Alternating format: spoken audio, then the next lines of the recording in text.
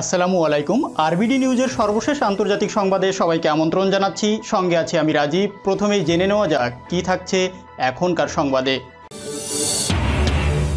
লাদাখে যুদ্ধ অবস্থার মধ্যেই আবার ভারতের আরেক নতুন ভূখণ্ডে ঢুকে পড়ল চীনা বাহিনী। ভারতকে জরুরি ভিত্তিতে এক্সক্যালিবার আর্টিলারি দিচ্ছে আমেরিকা। সাইবার হানাতেই শত্রুর দেশের বড় ক্ষতি, চীন নিয়ে নতুন শঙ্কা। পাকিস্তানি মুসলমানদের নামাজ পড়তে দিচ্ছে না চীন। ইউরোপীয় রাষ্ট্রদূতকে বহিষ্কার করেছে ভেনেজুয়েলা। এবং সর্বশেষ থাকছে ইরানে সেনাবাহিনীর গাড়িতে বোমা হামলা, বহু হতাহত। এতক্ষণ প্রধান অংশগুলো শুনলেন, এখন বিস্তারিত। তবে তার আগে রিকোয়েস্ট থাকবে ভিডিওটিতে একটি লাইক দিয়ে সাথেই থাকুন। চীন ভারতের মধ্যে চলমান উত্তেজনা প্রশমনের খবর প্রকাশ হলেও বাস্তবে লাদাখে যুদ্ধ অবস্থা বিরাজ করছে। গালওয়ানে 20 ভারতীয় সেনা নিহতের ঘটনার রেশ এখনও কাটেনি। এরই মধ্যে প্যাংগং লেকের পাড়ে হেলিপ্যাড তৈরি ও সেনা বাড়িয়েছে চীন। এ নিয়ে এবার প্যাংগং এলাকায় চীনের সৈন্যদের উপস্থিতি ঘিরে নতুন করে দুদেশের মধ্যে উত্তেজনার আশঙ্কা দেখা দিয়েছে। এরই মধ্যে অবশ্য চীন ভারতীয় ভূখণ্ডে 423 মিটার ভিতরে ঢুকে গেছে। এমনই চাঞ্চল্যকর তথ্য উঠে এলো সাম্প্রতিক এক স্যাটেলাইট চিত্রে। যদিও পূর্ব লাদাখের গালওয়ান উপত্যকায় ভারত ও চীনের সেনা মোতায়েনকে কেন্দ্র করে মঙ্গলবারই শীর্ষ পর্যায়ের বৈঠকে বসেছে দুই দেশ। ওই বৈঠকের মাধ্যমে দুই দেশের মধ্যে উত্তেজনা কমিয়ে আনার বিষয়ে আলোচনা হওয়ার কথা। এর মধ্যেই নতুন স্যাটেলাইট চিত্র সামনে এসেছে, ফলে উদ্বেগ বেড়েছে নয়াদিল্লির।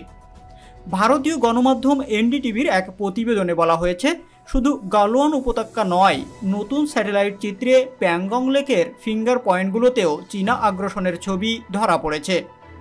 28 জুনের ওই ছবি ঘিরেই তৎপরতা শুরু হয়েছে নয়াদিল্লিতে। স্যাটেলাইট চিত্রে স্পষ্ট দেখা গেছে যে ফিঙ্গার 4 এবং ফিঙ্গার 5 এর মাঝে বিশালাকার চীনা লিপি ও প্রতীক এঁকে দেওয়া হয়েছে। শুধু তাই নয়, ওই দুই ফিঙ্গার পয়েন্টের মাঝে প্রচুর অস্থায়ী ছাউনি তৈরি করে ফেলেছে চীনা সেনারা। মজুত করা হয়েছে অস্ত্রশস্ত্র। ভারতীয় সেনাবাহিনীর একটি সূত্র জানিয়েছে, গত মে মাসের গোড়ার দিকে প্যাংগং লেক বরাবর প্রকৃত নিয়ন্ত্রণ রেখায় চীন সেনা মজুতের পর থেকেই ফিঙ্গার 4-এ আরও টহল দিতে দেওয়া হচ্ছে না। ভারতীয় সেনাবাহিনীকে ওই এলাকায় ঢুকতেও দেওয়া হচ্ছে না। নতুন স্যাটেলাইট চিত্রে ধরা পড়েছে প্যাংগং লেকের ফিঙ্গার 4 এবং ফিঙ্গার 5 এর মধ্যে অন্তত 81 মিটার লম্বা এবং 25 মিটার দীর্ঘ এলাকায় চীনা হরফে লেখা এবং প্রতীক চিহ্ন আঁকা হয়েছে। আরও দেখা গেছে, শুধু প্যাংগং লেকের ধার বরাবর নয়, আরও অন্তত 8 কিলোমিটার ভারতের দিকে ঢুকে ঘাঁটি গেড়েছে চীনা বাহিনী। গড়ে তোলা হয়েছে 186টি ছোট বড় অস্থায়ী তাঁবু ও কুঁড়ে ঘর। ফিঙ্গার 5 এর কাছে একটি নজরদারি বিমানও দেখা গেছে বলে উপগ্রহ চিত্রে ব্যাখ্যা করে একটি সূত্র দাবি করছে। চীনের সঙ্গে যুদ্ধ পরিস্থিতির বিষয়ে করণীয় নিয়ে মার্কিন প্রতিরক্ষা সচিবের সঙ্গে কথা বলবেন ভারতের প্রতিরক্ষা মন্ত্রী রাজনাথ সিং। প্রতিরক্ষা মন্ত্রণালয় সূত্রের খবর, মার্কিন প্রতিরক্ষা সচিব মার্ক এসপারের সঙ্গে টেলিফোনে কথা হবে রাজনাথের। পূর্ব লাদাখে প্রকৃত নিয়ন্ত্রণ রেখায় চীনা আগ্রাসন নিয়ে তাদের মধ্যে আলোচনা হতে পারে। পাশাপাশি কথা হতে পারে আপৎকালীন ভিত্তিতে কিছু সমরাস্ত্র ও রণসরঞ্জাম হস্তান্তর নিয়েও। সম্প্রতি ভারতীয় সেনাকে লাদাখে চীনা গতিবিধির সংক্রান্ত বেশ কিছু গুরুত্বপূর্ণ তথ্য সরবরাহ করেছে মার্কিন যুক্তরাষ্ট্র। ওই তথ্যের অংশ হিসাবে ভারতের হাতে তুলে দেওয়া হয় মার্কিন সামরিক উপগ্রহ চিত্র। সূত্রের খবর, সেগুলো থেকে অনেক গুরুত্বপূর্ণ তথ্য হাতে পেয়েছে ভারতীয় সেনা। সেই মতো নিজের কৌশলও অবলম্বন করছে। এছাড়া ভারতের এই মুহূর্তে কি কি অস্ত্র ও রণসম্ভার প্রয়োজন তার তালিকাও নাকি চেয়ে পাঠিয়েছে আমেরিকা। জানা গেছে, চীনের বিরুদ্ধে সংঘাতের এই পরিস্থিতিতে ভারতকে সাহায্য করার সর্বাত্মক আশ্বাস দিয়েছে ওয়াশিংটন। মার্কিন প্রশাসনের তরফে জানিয়ে দেওয়া হয়, ভারতের যা যা প্রয়োজন তা যুদ্ধকালীন ভিত্তিতে পাঠিয়ে দেওয়া হবে। সূত্রের খবর, রাজনাথের সঙ্গে এদিন এসপারের বৈঠকে সেই সংক্রান্ত আলোচনাও হবার কথা। ভারতীয় গণমাধ্যমের দাবি, ইমার্জেন্সি রুটে ভারতকে এক্সক্যালিবার আর্টিলারি দিতে তৈরি আমেরিকা। এই বিশেষ গোলার পাল্লা 40 কিলোমিটার। এই গোলা ভারতীয় সেনার ব্যবহৃত মার্কিন নির্মিত M777 আল্ট্রালাইট হাউজিং সহ বিভিন্ন ধরনের কামানের সঙ্গে ব্যবহার করা যাবে। ভারত, চীন বা আমেরিকা, ইরানকে কেন্দ্র করে যে উত্তেজনার আবহ তৈরি হয়েছে তার জেরে একটি আশঙ্কা ঘুরপাক খাচ্ছে সবার মনে। তা হলো, কি এবার তৃতীয় বিশ্বযুদ্ধ লাগবে? সেই জল্পনাকে আরও উস্কে দিয়েছে সাইবার সুরক্ষার পরামর্শ সংস্থা কোলফায়ারের বিশেষজ্ঞ অ্যান্ডি ব্যারেটর একটি রিপোর্ট। বিশেষজ্ঞদের মতে ভারত এবং আমেরিকায় বড় সাইবার হামলার সক্ষম চীন।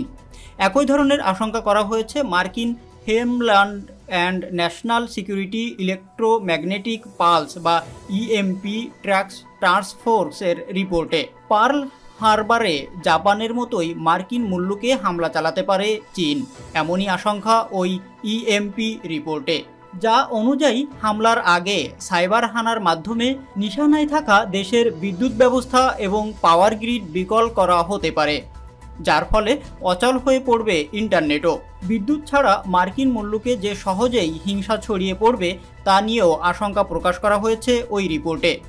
আরও উল্লেখ্য, ইএমপি হামলায় দেশের অর্থনীতি ও সমাজে ধস নামবে, যার জেরে জনসংখ্যার 70 থেকে 90% প্রাণহানির আশঙ্কাও করা হয়েছে।